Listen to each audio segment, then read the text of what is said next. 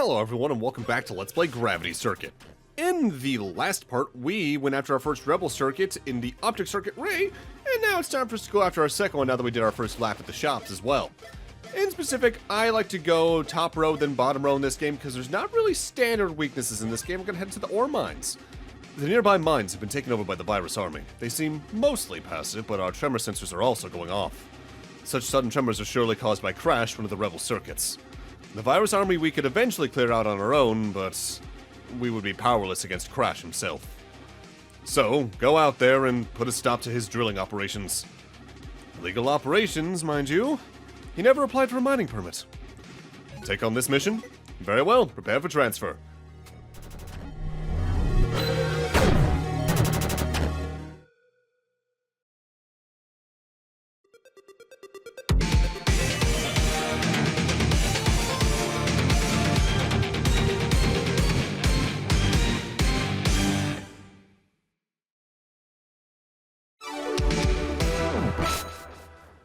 Now, I'm not going to go into super depth on it yet. There's a very specific stage I'm saving this specific topic for in depth.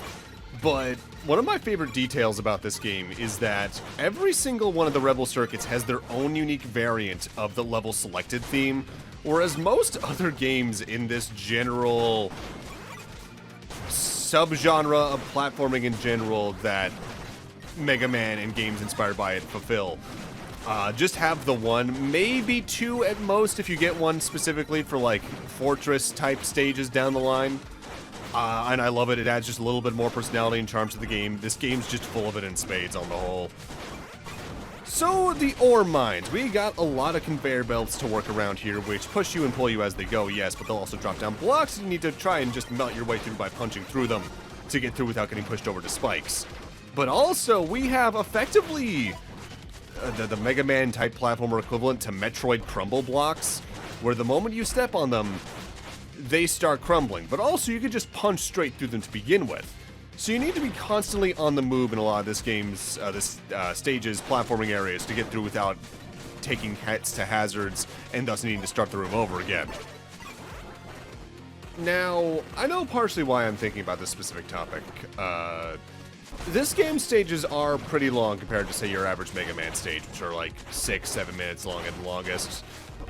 They are about 13 to 15 minutes on average, which is about the same as Shovel Knight, which I mostly have on the brain right now because of the Shovel Hub DX trailer, but also the fact that at the moment, Spectre Torment's what's being uploaded.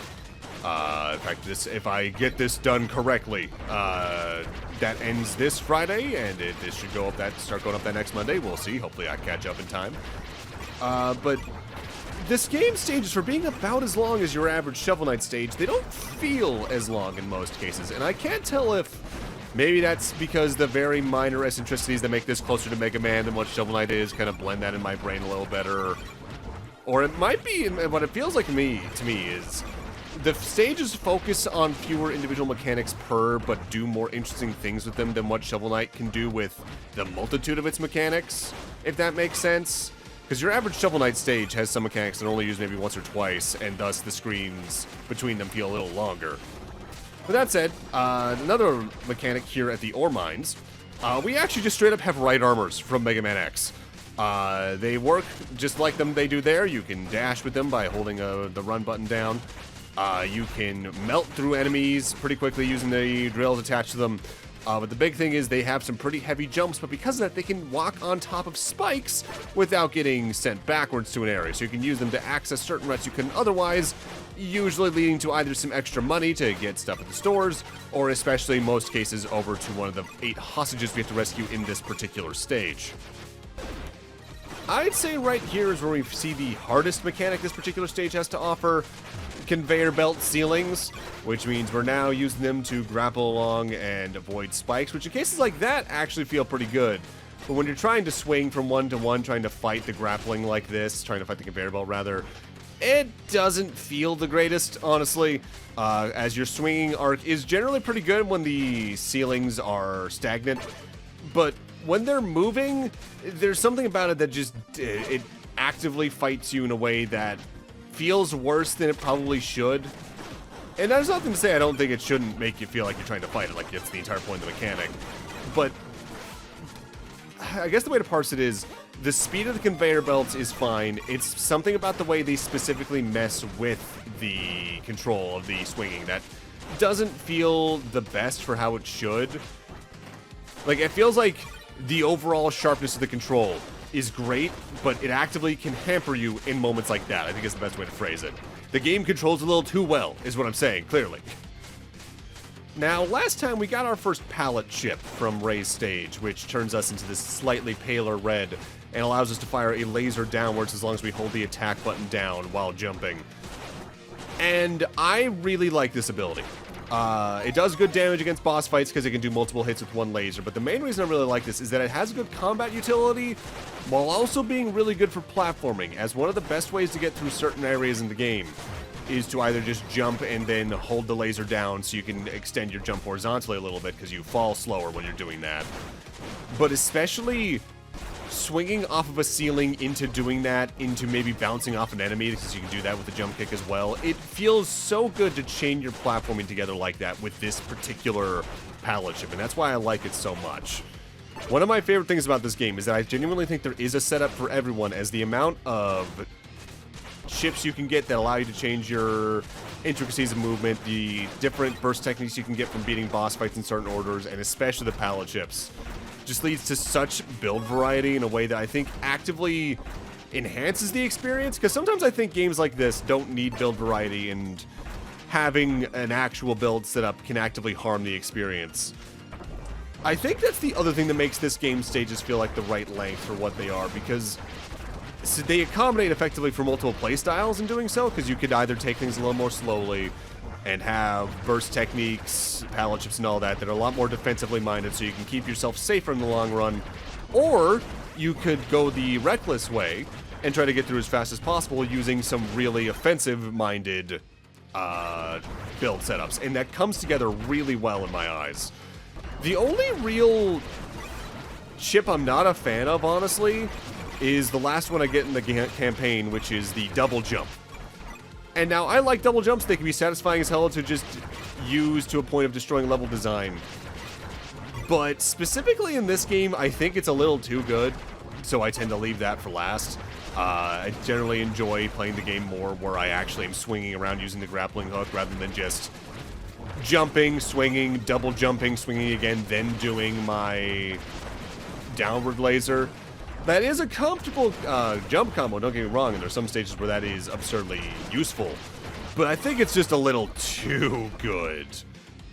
Alright, down here right before the boss fight is where our last hostage awaits, so we just need to break our way through these blocks and we'll find them.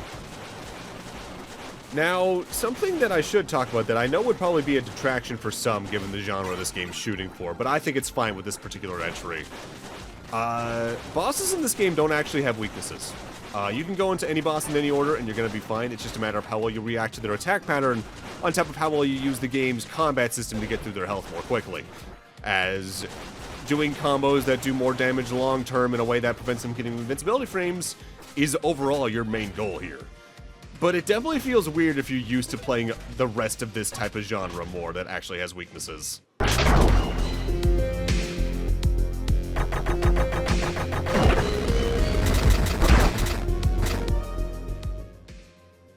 Oh, rare to see you around these parts. Guess that means you're not here for sightseeing, huh?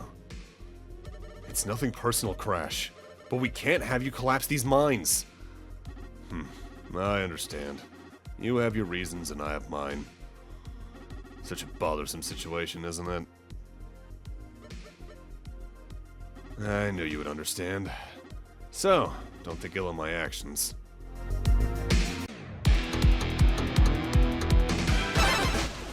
Big thing to note about Crash as a boss fight is that we're fighting him on a conveyor belt, and whenever he jumps and causes blocks to rain from the ceiling, like Metal Man from Mega Man 2, those actively change direction. Otherwise, attack-wise, he can dash at you with his arm. He can also just launch his arm forward and pull himself to the opposite wall, similar to Treasure Knight, actually, from Shovel Knight. His burst technique isn't too much to worry about, though, destructive compression here. He'll burrow into the ceiling and cause 3 or so waves of blocks to rain down from the ceiling, but every single wave has a safe spot you can hide in, and then punch through the rest of the blocks to hopefully save yourself from massive damage there. Honestly, one of the easiest bosses in the game, even without the pallet chip from Ray's stage. I just prefer it because since he's on the ground so much, it gives me a pretty good opportunity to die. Oh no. I wouldn't say this game is super hard. It has its moments, though. As someone well-versed in this genre, I'd say this is towards the easier end of the spectrum for this particular subgenre overall. But it has moments where if you're not paying attention to your health, you will just find yourself dying over and over again. Oh, what a bother. Crash, don't worry about me. It's better you worry about your own body before it's too late.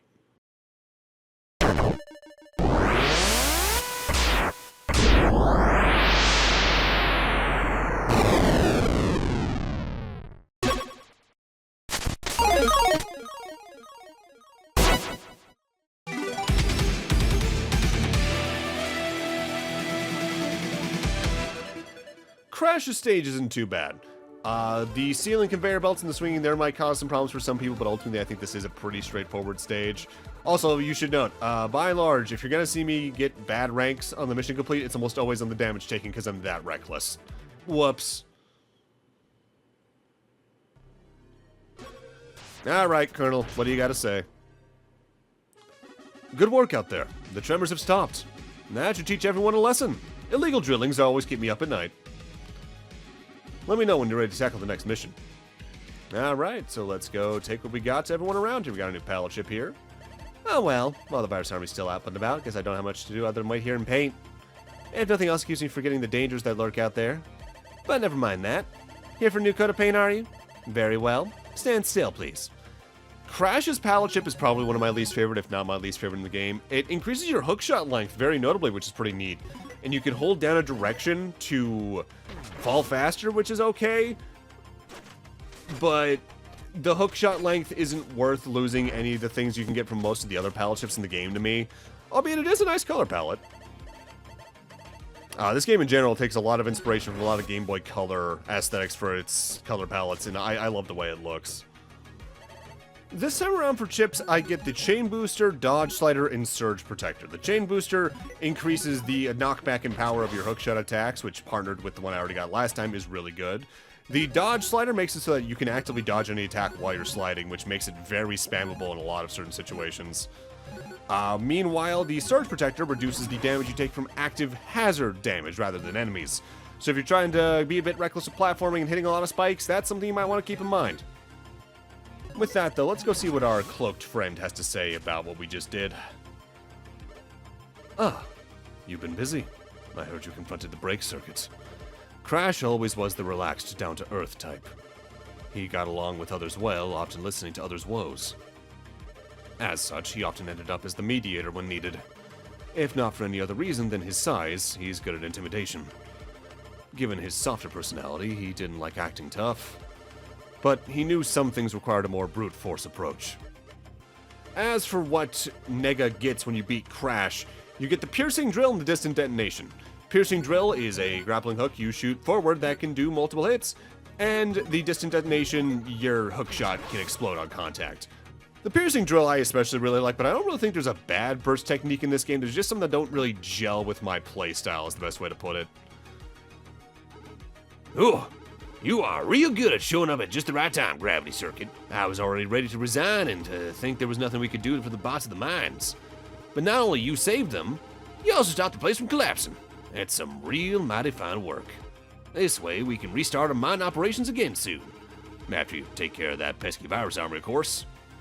I should note, in order to make the NPCs like this appear in the hub, you don't need to rescue every hostage in a given stage. You just need to rescue the hostage that they are in specific.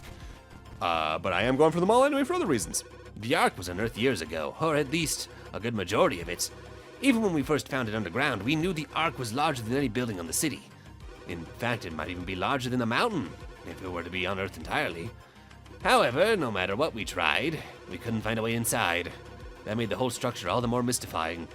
But before we could research the Ark further, the virus army suddenly appeared. Perhaps they are connected to the Ark somehow. And now for one last thing before we end off. I want to get Alf's character disc for the Compendium. In order to do that, you need to buy at least one disc from the Compendium and unlock its true information. How much a disc costs to unlock the information from and see the full sprite actively depends on what it is. Bosses cost different things from enemies, cost different things from characters. It does take a decent chunk of money to unlock all of them, though. But if you're going for 100%, you're probably going to get a lot of that money along the way anyway. But with that, I'm going to need to end this off here. Thank you guys for watching, and in part 4, we're heading out to our next Rebel Circuit. See you guys then!